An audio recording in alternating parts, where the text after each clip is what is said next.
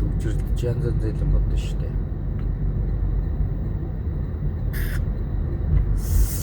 Энэ зүгээр санаа бодлоо солилцоод нэг лайв хийж байгаа шүү. Сүүлийн үед энэ уул уурхайн компаниуд ер нь том жижиг дунд гэхгүй нэлээд асуудалтай болцсон байна. Нийгмийн даатгалаач төлхөө байлаа. Ажилчдынхаа цалин мөнгө ийж тавихаа байлаа.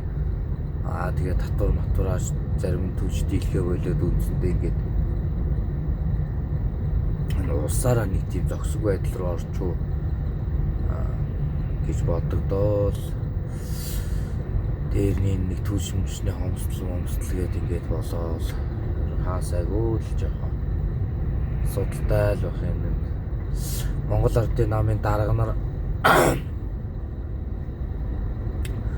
Сорын түлш унаа сайтай л байх шиг штэ гадуур явал тэмдэг юмдыг тараагаал орон нутгуудаар тэр аялал баяр хүргээл зурагтаарч тэр фэйсбүүкээс тэр эрийг хвчлэгэл яваад л улс орн их л сайхан байгаад байгаа л та. Хувь хүмүүсийн хувьд бол болж байгаа юм бас хэцүү байна. Үүндээ одоо жишээ нь манай компани чинь миний одоо ажилладаг компани чинь Өшиг арвын Централ гэдэг сүүлдийн KA хойлдог гэх томроод энэ ч одоо 20 гаруй компанитай багш өх компанитай. Ийм компани уурхай бас л үндэсний том оператор холбоолагч компани. Сүүлийн үед ерөөсөө цалин мөнгөөч цагтаа тавихаа байлаа. Нийгмийн даатгал нь ч зарим нь 1 жил, 2 жил, 3 жилээр ингээд тасраад төлөхгүй ингээд асуудалтай болсон байна. Тэгээд эндээс гараад ажил төрөлжхөө зарим тэгээд нийгмийн даатгалаач төлөвлөхгүй хохироод үлдчихэж байгаа хүмүүс энэ уул уурхайн салбарт ажиллаж байгаад ажлаас гарсан маш олон залуучууд байгаад байдаг юм байна.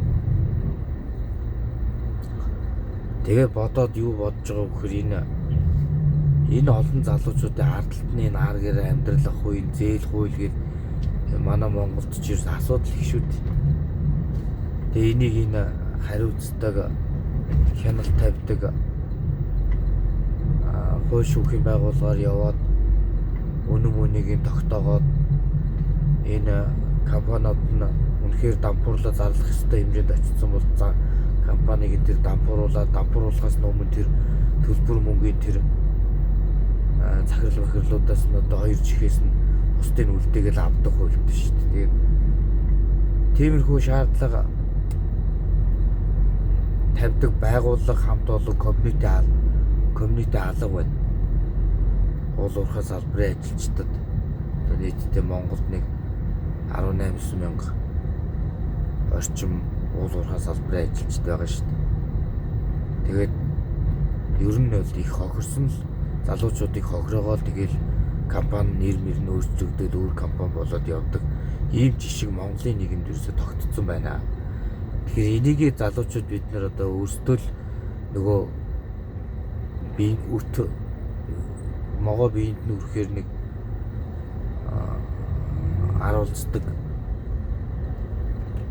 гэдэг шиг хэдүүлээ бас нэгдэж нийлээд нэг байгууллага институцийн статустай болж аваад нийтийнхээ төлөө ажиллацгаадаг болохгүй байна гэд бодоод явж байна.